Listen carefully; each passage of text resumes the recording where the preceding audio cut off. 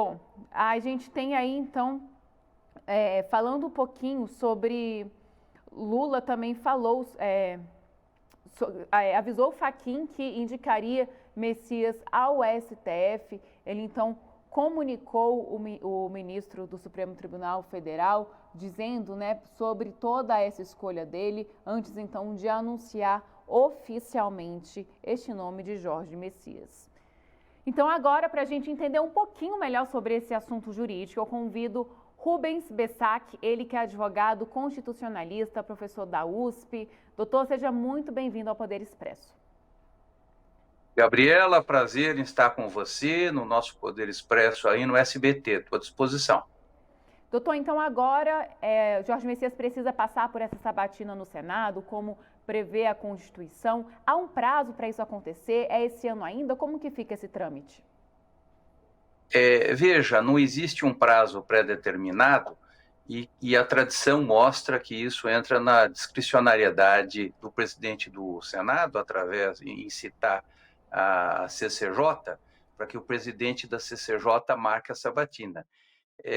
Nós sabemos que houve uma certa resistência aí da presidência do Senado na indicação do nome que acabou se consagrando, que é do hoje AGU Jorge Messias, para a indicação na vaga, mas eu acho que não vamos ter uma delonga muito expressiva. Isso acabou acontecendo em outros casos, mas não seria a maneira mais republicana de cuidar do assunto. O ideal seria que se marcasse, é um ato discricionário ali, mas que se marcasse o quanto antes, e a CCJ faria daí, não sei se eu posso prosseguir, a sabatina, que nada mais é do que o exame feito ali pelos senadores que a compõem,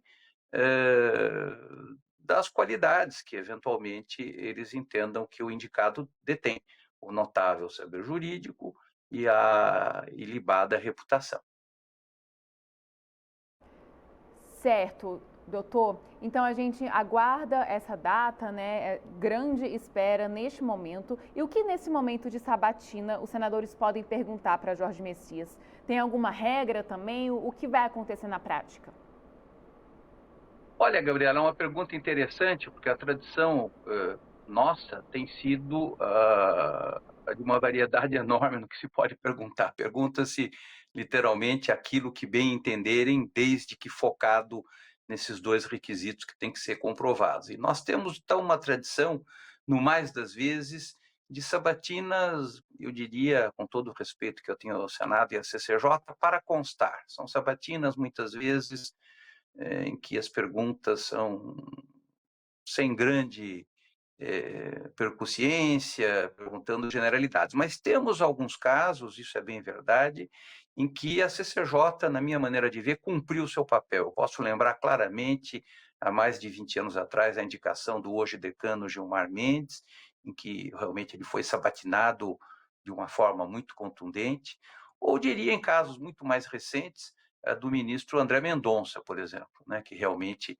havia até uma resistência política, então ele foi realmente perguntado, reperguntado de uma forma bem, como deveriam ser todas as sabatinas, até que realmente fique esclarecido se a pessoa tem aquela reputação que se espera e o notável saber jurídico. Agora, infelizmente, Gabriela, muitas vezes temos a grande maioria dos casos, sabatinas em que o Senado, através da sua CCJ, podia ter um papel muito mais importante em saber se aquela pessoa está em condições de ser um bom ministro do Supremo, se ele receber toda uma aprovação, mas acabam sendo um pouco burocráticas, por assim dizer.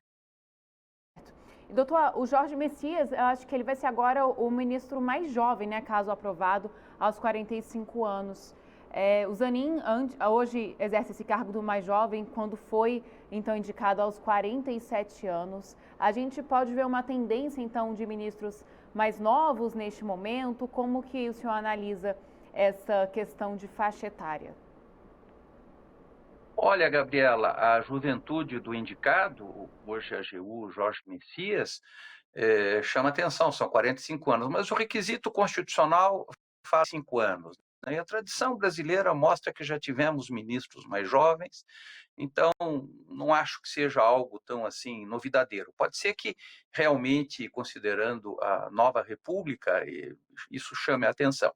Agora, o que me chama mais atenção não é tanto uma tendência em se escolher pela juventude, mas sim a do presidente Lula da Silva, hoje no seu terceiro mandato, indicar pessoas de sua estrita confiança. Eu tenho a certeza que se a pessoa indicada de sua estrita confiança tivesse até a idade limite de 70, ele não hesitaria em indicar. Me parece que o critério, numa análise até não tanto jurídica, mas muito mais do perfil das indicações do presidente Lula, da maneira como ele o faz, e o faz respaldado pela Constituição, o faz respaldado pela tradição, é indicar pessoas independentemente da idade, da sua estrita confiança. Agora, na questão da idade, há que se considerar o seguinte: se a vida seguir o seu curso e o ministro passar pela CCJ, numa sabatina com êxito, receber depois uma votação com maioria absoluta no plenário do Senado Federal,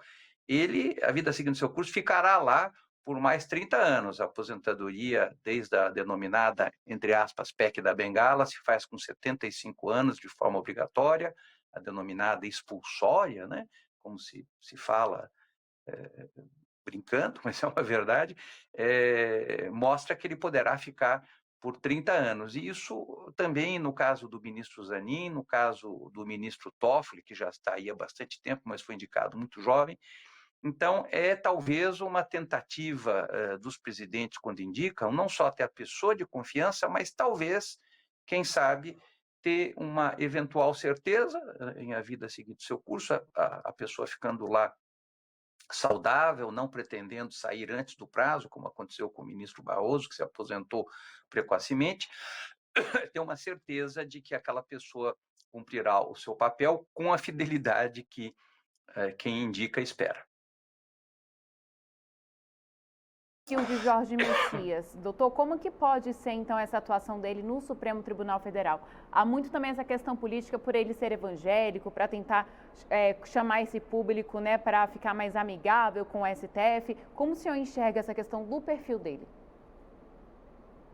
Olha, ele ser cristão, como se denomina, né, cristão evangélico, eu acho que também é algo que seria um ganho político, aí, pelo menos na indicação. Além de ser alguém da confiança, além de, como você própria ventilou a questão lá da sua idade, ele ficar muito tempo recebendo uma aprovação, ele também, o presidente Lula, faria um aceno à comunidade evangélica que, de certa maneira, na análise política, na análise jornalística, está muito mais afinada com a direita ou a centro-direita. Então, é um aceno, sim. Agora, eu acho que, na minha maneira de ver, como constitucionalista que sou, a questão religiosa não deveria ser um problema, né? Nós temos ali ministros evangélicos, ministros cristãos, de outras denominações, temos judeus, temos eventualmente até agnósticos, mas isso não deveria ser um problema, porque o Brasil segue uma tradição laica, então a religião que a pessoa indicada esposa não deveria ser algo explorado, mas politicamente sempre o é, e você bem lembrou, pode ser um aceno para a comunidade evangélica. Agora, só para terminar isso, Gabriela, se eu puder, diria que não acho que a religião de quem é indicado possa afetar a sua maneira de julgar também. Quer dizer, o ministro Messias, o futuro ministro Messias, se passar pelo Senado Federal, hoje ministro da AGU, é uma pessoa com traquejo político grande, com conhecimento jurídico, na minha maneira de ver, que não desiguala de todos os indicados ao Supremo até hoje. Então, acho que ele poderá ter um papel bastante razoável e acho que a religião não vai ser um discrimen nisso, não. Certo. E para o pessoal de casa entender melhor sobre esse trâmite de aprovação, de indicação, quais são hoje os requisitos constitucionais para uma pessoa ser indicada ao Supremo Tribunal Federal e qual o trâmite até chegar neste momento? No caso, indicação pelo presidente. Pois não, Gabriela. Sim, é a nossa tradição, todas as constituições brasileiras, né? 35 anos, isso está expresso na Constituição de 88, a reputação ilibada, quer dizer, a pessoa não pode ter uma condenação. Nós não estamos falando de outra coisa que uma condenação que atrapalhe sua reputação, uma condenação criminal, não é? Ou algum fato que apareça, né? Nós tivemos casos de indicados aí que se tornaram ministros com denúncias de que tinham sofrido inquéritos. Isso não é algo que desabone, mas algo mais realmente que deturpe aquela reputação que se espera de que um ministro do Supremo tenha, pode afetar. E o terceiro requisito, o notável saber jurídico, mas que é algo visto de uma maneira, como mencionei antes ao falar das sabatinas, de uma maneira um tanto subjetiva. Não existe um critério maiormente posto, objetivo e temizado do que sejam esses requisitos. É um conhecimento jurídico razoável, que se espera ser de uma excelência, e acho que o ministro Messias preenche esses requisitos todos, um de forma muito clara, objetiva, que é a sua idade, e os outros dois que a CCJ avaliará, mas ele não destoa de maneira nenhuma de nenhuma das indicações feitas desde a proclamação da República. E acho que tem até um traquejo jurídico bem razoável, ele, afinal de contas, foi subchefe de assuntos jurídicos da Presidência da República, é o atual advogado-geral da União, então acho que ele cumprirá até com galardão nessa questão. Agora, você me pergunta qual que é o requisito. Ele será sabatinado por maioria simples pela Comissão de Constituição e Justiça do Senado, perguntado, reperguntado, às vezes, até como mencionei, de uma forma um pouco mais exaustiva, outras vezes não. Vamos ver como é que vai ser no caso dele. E ele, passando pela Comissão de Constituição e Justiça, está apto, então, a ser marcada a votação pelo Senado em si, né? O Senado, nós sabemos, são 81 senadores, então a maioria absoluta, ou seja, o primeiro número inteiro acima da maioria, está estabelecido com 41. 41 senadores votando a favor da indicação, depois da sabatina, ele já se torna um ministro apto a tomar posse, portanto, um novo ministro do Supremo Tribunal Federal.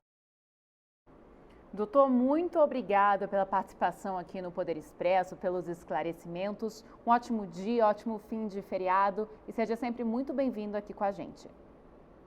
Muito obrigado, Gabriela. Foi um prazer, estou à disposição. Boa tarde.